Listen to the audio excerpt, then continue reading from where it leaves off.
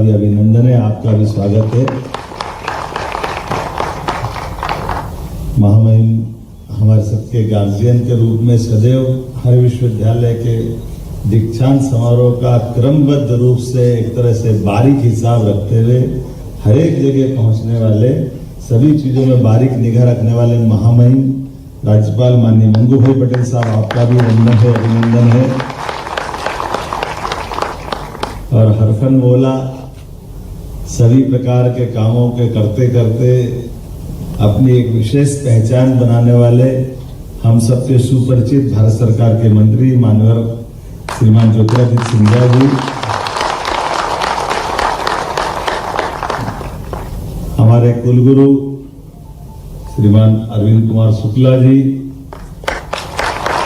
मेरे मंत्रिमंडल के साथी यहाँ के प्रभारी मंत्री माननीय श्रीराम तुलसीराम सिलावट जी, इस अवसर पर समस्त आगंतुक अतिथिगण, इस विश्वविद्यालय से जुड़े हुए समस्त प्राध्यापकगण, प्यारे मित्रों, पत्रकार साथियों, भाइयों और बहनों, हम सबका सौभाग्य राजमाता विजयाराजे सिंधिया कृषि विश्वविद्यालय के प्रांगण में यहाँ हम अगर इस सभागार में बैठे हैं तो ये सभागार दत्तोपंत ठेंगड़ी जी के नाम पर, उनके नाम पर समर्पित है। कितना अद्भुत संयोग है। एक तरफ विजयराजा सिंधिया जी राजमाता साहब का वो चित्र जो मां स्वरूपा होकर के सबको समेटते हुए उनका पूरा जीवन जो उनके संपर्क में आया, कभी उनकी छवि भूल नहीं सकता है। और उसी प्रकार से दत्तोपंत जी ठेंगड़ी, जिनका अपना व्यक्तित्व कई क्षेत्रों में, मजदूर संघ, विद्यार्थी परिषद, किसान संघ, हर संगठन के साथ उन्होंने अपना जीवन जिया है। और यशस्वी प्रधानमंत्री के नेतृत्व में तो अब तो और अद्भुत समय चल रहा है। हम सब जानते, जब से हमारी सरकार बनी महामहिम, तब से हमने बहुत सारे क्षेत्रों में काम किया, लेकिन मुझे इस बात की प्रसन्नता, सबसे बड़ा क्षेत्र अगर कोई लिया तो कृषि क्षेत्र हमने हाथ में लिया, जिसमें हम काम कर रहे हैं कृषि क्षेत्र। और कृषि के क्षेत्र में उदाहरण के लिए कृषि का रकबा जो 45 लाख हेक्टेयर था हमारा 2023 तक, आज की स्थिति में वो 55 लाख हो गया और हमने 1 करोड़ हेक्टेयर करने का इसका प्रदेश का संकल्प लिया। 1 करोड़ लाख हेक्टेयर, इसका मतलब है कि हमारे पास आज की स्थिति में जितना बड़ा स्कोप है।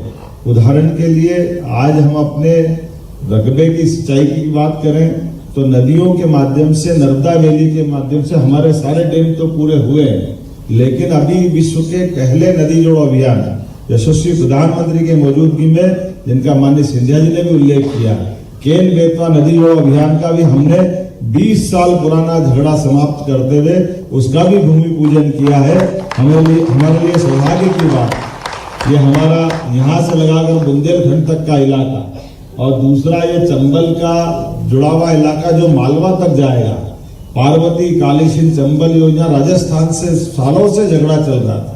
पता नहीं, ऐसा लग रहा जैसे भारत पाकिस्तान लड़ रहा है। क्यों लड़ रहे थे, काहे के लड़ रहे पता नहीं। थोड़ा पानी कम मिल जाए, थोड़ा ज्यादा मिल जाए, लेकिन खेतों में अगर सिंचाई का पानी मिल जाए, पीने का पानी मिल जाए, उद्योग धंधों को पानी मिल जाए, इससे अच्छी क्या बात होगी। और कितने महत्व की बात है, यशस्वी प्रधानमंत्री 1,75,000 करोड़ की योजना में राज्य सरकार को केवल 5% मिलाना था। ये 2014 में बन सकते थे, लेकिन जो भी कारण राजस्थान सरकार के रहे, अशोक गहलोत जी वगैरह के, उन्होंने होने नहीं दिया। लेकिन मुझे प्रसन्नता है, आनंद संपन्न हुआ और बहुत जल्दी इसका लाभ मिलेगा। तो कृषि का रंगवा बढ़ेगा, बागवानी, फलोद्यान, हमारे हॉर्टिकल्चर के सभी प्रकार के उत्पाद, जो फल सब्जियां जितने प्रकार से हो सकते हैं।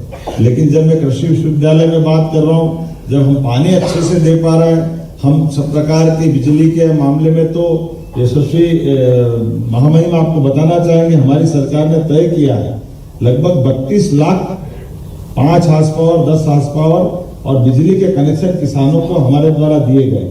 लेकिन अभी वर्तमान में जैसे 5 हार्स पावर का कनेक्शन 60,000 का पड़ता है, 60,000 के कनेक्शन में हमारे द्वारा 7,500 रुपया लेकर के किसान से 7,500 और 52,500 की सब्सिडी प्रति पंप पे हम देते हैं।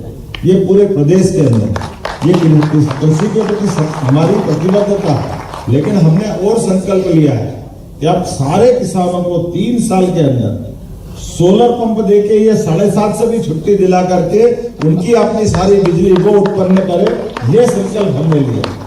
लगभग 32 लाख 2 लाख टेम्परेरी और 30 लाख स्थायी किसान जो कनेक्शन लेना चाहेंगे और उतना वो आगे बढ़ करके बिजली तो उनको फ्री मिलेगी, बल्कि बिजली अगर वो उत्पन्न करेंगे तो बिजली किसानों से हम खरीदेंगे और उसका नगद पैसा किसानों को देने वाले हैं। ये हमारी भावना है।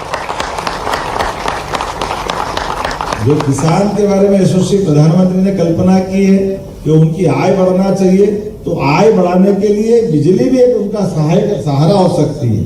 इतना ही नहीं, एग्रीकल्चर कॉलेज जैसे अभी हमने कहा है, हमने आप सभी महामहिम की अध्यक्षता में मीटिंग लेकर के कृषि संकाय के आधार पर हमने कोशिश की है कि बीएससी एग्रीकल्चर के बच्चे क्यों ज्यादा नहीं होना चाहिए, जितना फैलाएंगे उतना कम है।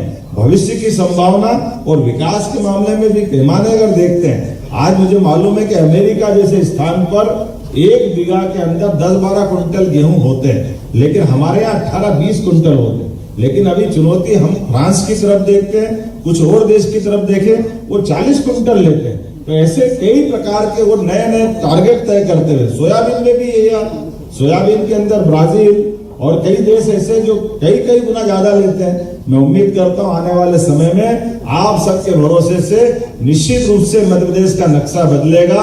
वो सुयोग्य तरीके से अपनी उत्पादन क्षमता भी बढ़ाएंगे और मध्य प्रदेश को भी समर्थ बनाएंगे। आज के इस अवसर पर मैं पुनः माननीय महामहिम का अभिनंदन करता हूं, स्वागत करता हूं और उम्मीद करता हूं कि जब आप अगली बार आएंगे, हमने गौशाला के लिए भी महामहिम बहुत बड़ा काम चालू किया, जोरदार अभिनंदन करें। राज्य के अंदर हमने 4 तरह से इसका बदलाव किया है।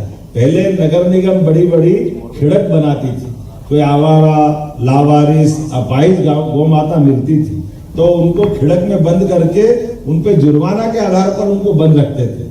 हमने ये कहा कि ये नहीं चलेगा, लावारिस गौ माता, अपाहिज गौ माता या कोई भी है तो हमारी गौ माता, तो हमने कहा सरकार उसका खर्चा वहन करेगी और 10-10 हजार की गौशाला सभी महानगर बनाएंगे, सरकार पैसा उनका देने वाली है, सरकार उस व्यवस्था को बनाएगी। और इतना ही नहीं, जिनके घर गाय वो गोपाल, जिनके घर गाय का कुल वो घर गोकुल। तो हमने कहा कि केवल गौशाला नहीं, आप गाय भी पाले तो 25 गाय की यूनिट के आधार पर अगर आप 25 गाय का यूनिट बनाएंगे तो 25% अनुदान सरकार के माध्यम से, अर्थात 200 गाय तक 8 यूनिट आप ले सकते हैं। 200 गाय की गौशाला बनाएंगे तो 50 गाय का अनुदान सरकार वहन करेगी और दूध खरीदने की पूरी